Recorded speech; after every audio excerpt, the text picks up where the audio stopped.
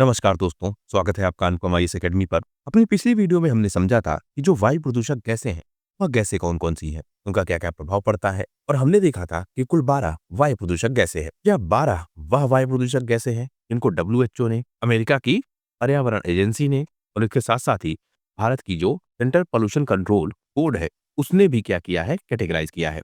इसको हमने समझ लिया है, कौन-कौन सी वह गैसें थी, उनका क्या-क्या प्रभाव है और उनका मुख्य स्रोत क्या है। अब आज की वीडियो में हम यह स्ट्रक्चर समझेंगे कि इन प्रदूषक गैसों को कंट्रोल करने के लिए क्या-क्या चीजें बनाई गई हैं, कैसे उनको कंट्रोल किया जाता है, क्या-क्या मॉनिटरिंग सिस्टम है और क्या-क्या कानून है। इसको आज हम समझ लेंगे। अगर आपको इस वीडियो का पीडीएफ चाहिए हो तो डिस्क्रिप्शन में आपको लिंक मिलेगा, वहां से आप व्हाट्सएप चैनल को ज्वाइन कीजिए। वीडियो का पीडीएफ आपको प्रोवाइड किया जाएगा। तो चलिए फिर शुरू करते हैं। सबसे पहले हम यह देखेंगे कि जो आपकी सेंट्रल पोल्यूशन कंट्रोल बोर्ड है, यही सबसे प्रमुख संस्था है जो पोल्यूशन को या भारत में पर्यावरण प्रदूषण को या फिर वायु प्रदूषण को कंट्रोल करने का काम करता है। हमने पिछली वीडियो में वायु प्रदूषण की बात की थी, तो वायु प्रदूषण पर ही हम रुके रहेंगे और हम यह समझेंगे कि कैसे सीपीसीबी यानी सेंट्रल पोल्यूशन कंट्रोल बोर्ड वायु प्रदूषण को कंट्रोल करता है। हालांकि यह संस्था भारत में जितना भी प्रदूषण होता है, उन सारे प्रदूषण को कंट्रोल करने का काम करता है। अब इसमें हम क्या-क्या समझेंगे?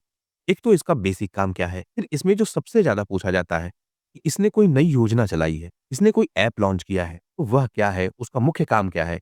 यही सबसे ज़्यादा पूछा जाता है और कई बार यह पूछा जाता है कि यह बनी कैसे है? इसका आधार क्या है?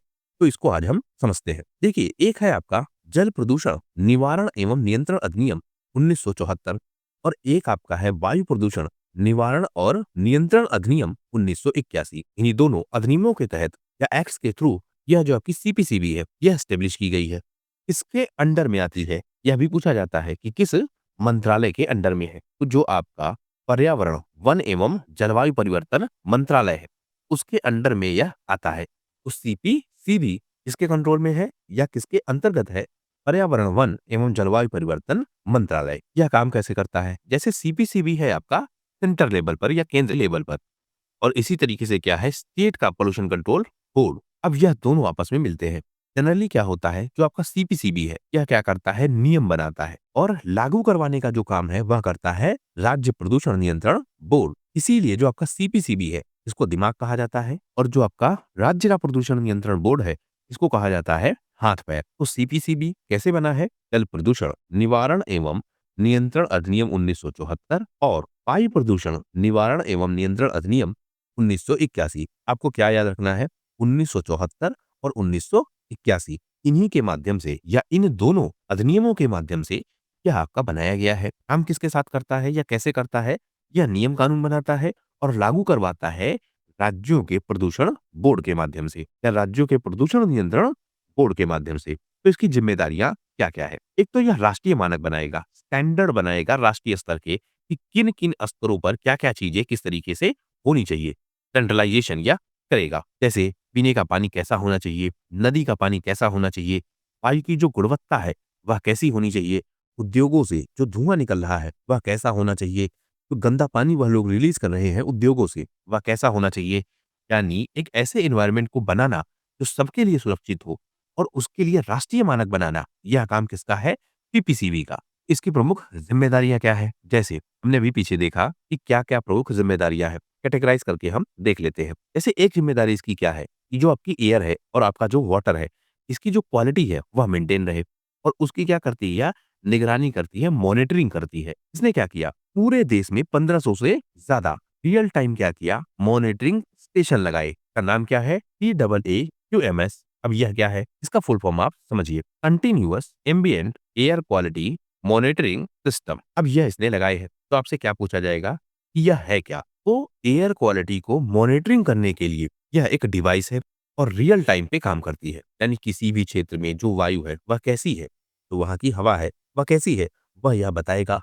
और ऐसे 1500 से ज्यादा क्या लगे हैं, डिवाइसेस लगी हैं। इसी के थ्रू जारी होता है AQI। तो आप देखते हैं कि एयर क्वालिटी इंडेक्स आ रहा है, वह कैसे आता है, या किसी क्षेत्र का जो AQI है वह कैसे पता लगता है, तो वह इन्हीं डिवाइसेस के माध्यम से पता लगता है, जिसको लगाया है सीपीसीबी ने। फिर एक ऐप है समीर ऐप और इसी की एक वेबसाइट भी है। इसने डेटा कैप्चर किया, यह क्या हो गया, इंडेक्स का नाम, और जारी कौन करेगा? समीर या फिर इसका जो वेबसाइट वर्जन है वह डेटा यहीं पर आएगा। तो कैप्चर किया और डेटा आ गया। यह क्या हो गई इसकी जिम्मेदारी। इसके बाद हमने देखा था कि यह नियम कानून भी बनाता है और उसके साथ साथ यह भी इंश्योर करता है कि यह नियम कानून लागू हों। तो इसमें क्या है, इसने कैटेगराइज किया है उद्योगों को। ऐसे उद्योग जो ज्यादा पॉल्यूशन करते हैं या फिर ज्यादा हानिकारक केमिकल रिलीज करते हैं, जैसे सीमेंट उद्योग, थर्मल पावर, यह लोग क्या करते हैं, ज्यादा नुकसानदेह है, ज्यादा ऐसे केमिकल रिलीज करते हैं या फिर ज्यादा ऐसे प्रदूषक रिलीज करते हैं जो खतरनाक है। तो इनको कैटेगराइज किया है और 17 ऐसे उद्योग हैं इनको रखा है रेड कैटेगरी में, अर्थात इन पे सबसे ज्यादा निगरानी रखी जाएगी और यही सबसे ज्यादा प्रदूषण फैलाते हैं। फिर आपका एक है OCEMS, online continuous emission monitoring system. इन्होंने क्या किया कि जो यह प्रदूषक उद्योग है, यह 17, यह अपनी डिवाइसेज जरूर लगाएं। तो एक डिवाइस यह हो गई TAAQMS, यह लगाएगी सरकार और इससे यह क्या करेगी, एयर क्वालिटी की मॉनिटरिंग। फिर एक व्यवस्था क्या है OCEMS की, यह भी लगवाना जरूरी है उद्योगों को जिनको रखा गया है रेड कैटेगरी में और उनकी संख्या कितनी है 17। यह लगाएंगे अपने यहाँ और इनसे रिपोर्ट जारी होती रहेगी। अगर जो इनका पैमाना है जो तय किया गया है उससे ज्यादा पोल्यूशन होता है तो इन पर क्या लगेगा, जुर्माना लगेगा और यहाँ तक इन उद्योगों को बंद भी किया जा सकता है अगर CPCB चाहे। तो यह भी व्यवस्था है। फिर है राष्ट्रीय स्तर के कार्यक्रम चलाना, यह भी किसकी जिम्मेदारी है, CPCB की। तो ऐसे कौन से कार्यक्रम है, जैसे एक कार्यक्रम है नेशनल क्लीन एयर प्रोग्राम, यह किसका कार्यक्रम है, CPCB का, अर्थात राष्ट्रीय स्तर पर जो हवा है उसको क्लीन रखा जाए। फिर एक आपका है नमामि गंगे, जो स्पेशली किसके लिए है, गंगा नदी को साफ करने के लिए, यह भी राष्ट्रीय स्तर का कार्यक्रम है। इसी तरीके से जितनी भी प्रदूषित नदियां हैं उनकी लिस्ट बनाना, कैसे कैसे उनको कंट्रोल किया जा सकता है, कैसे कैसे उनको साफ किया जा सकता है, जितने भी उद्योग हैं उनसे जो पॉल्यूटेंट निकल रहे हैं गाड़ियों के दहन से, घरेलू गैस या फिर सारी चीज जिनसे पॉल्यूशन हो रहा है, उनके लिए क्या बनाना है, कार्यक्रम बनाना है राष्ट्रीय स्तर के। फिर कुछ नई तकनीकी है उनको मंजूरी देना भी इसी का काम है। जैसे अब यह पॉल्यूशन हो रहा है तो क्या किया, एक कंपनी ने क्या किया, एयर फिल्टर बना दिया। अब यह एयर फिल्टर सही है या फिर नहीं है, इसको कौन चेक करेगा, CPCB इसको अप्रूवल देगा। इसी तरीके से बहुत सारी क्या है नई तकनीकियां, उनको मंजूरी देता है। अब आपसे यह पूछेगा, आपको नाम देगा, ये बताइए FGD क्या है, ESP क्या है, KLD क्या है और इनका क्या काम है। अगर केवल इतना दे दिया आप कंफ्यूज हो जाएंगे।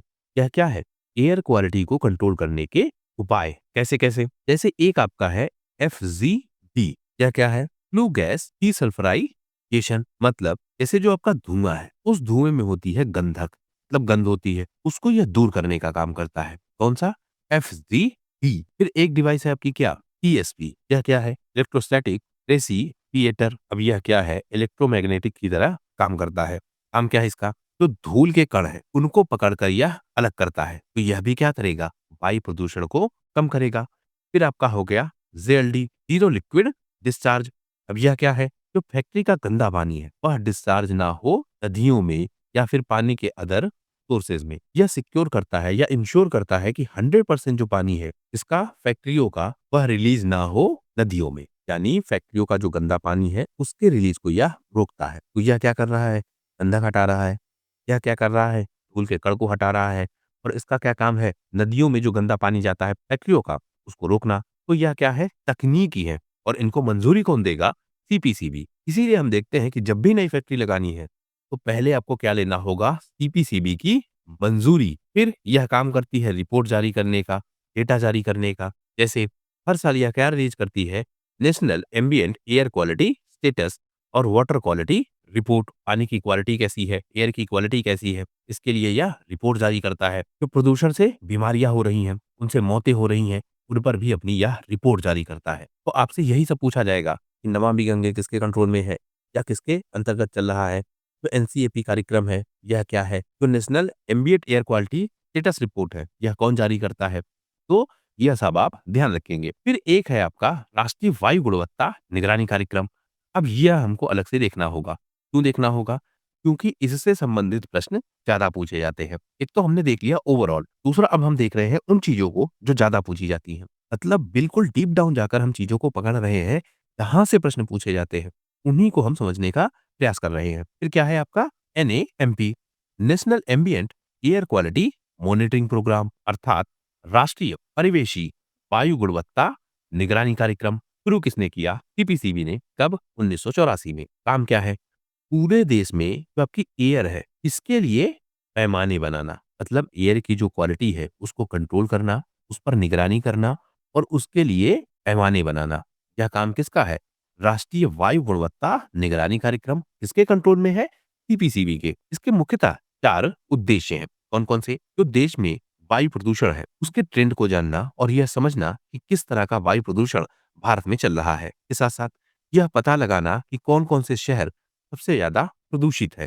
फिर लोगों को और सरकार को सचेत करना कि एयर की क्वालिटी कितनी खराब है। इसके अलावा नीतियाँ बनाना और ऐसे डेटा अवेलेबल करवाना जो यह बता सके कि एयर की क्वालिटी कितनी खराब है। फिर है आपका एक पीईपीआई व्यापक पर्यावरणीय प्रदूषण सूचकांक। यह और डिटेल में जो पर्यावरण का प्रदूषण है उसके बारे में बताता है। इसको शुरू कब किया गया? 2009-10 में। किसने शुरू किया?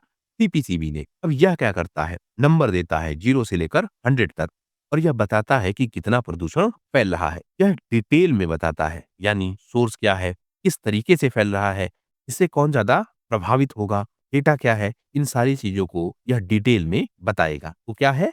पीईपीआई। यह भी किसके कंट्रोल में है? सीपीसीबी के। फिर आपका एक है वायु प्रदूषण निवारण एवं नियंत्रण अधिनियम 1981। अब यह एक्ट है 29 मार्च 1981 को यह संसद द्वारा पारित हुआ और इसके माध्यम से यह तय किया गया कि जो आपका 1974 का अधिनियम है, उसके बाद एक बड़ा अधिनियम बने, यानी 1974 के अधिनियम के बाद एक बहुत बड़ा अधिनियम बनाया गया।